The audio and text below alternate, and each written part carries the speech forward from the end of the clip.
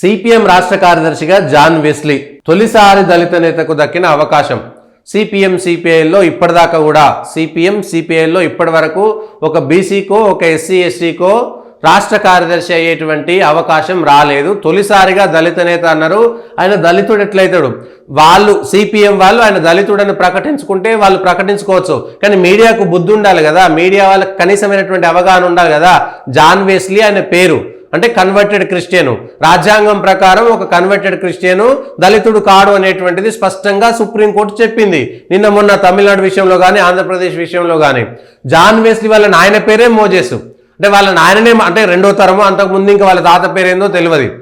వాళ్ళ నాయన పేరే మోజేసు, వాళ్ళే మతం మారిరు, ఆయన కొడుకునే రెండో తరం అయినాక ఆయన మళ్ళా ఎట్లా దళితుడైతాడు అనేటువంటి విషయము సిపిఎం వాళ్ళు చెప్పుకోవడంలో తప్పులేదేమో, వాళ్ళకి ఇంకా గత్యంతరం లేదు, సిపిఎం వాళ్ళు చెప్పుకోవాల్సినటువంటి పరిస్థితి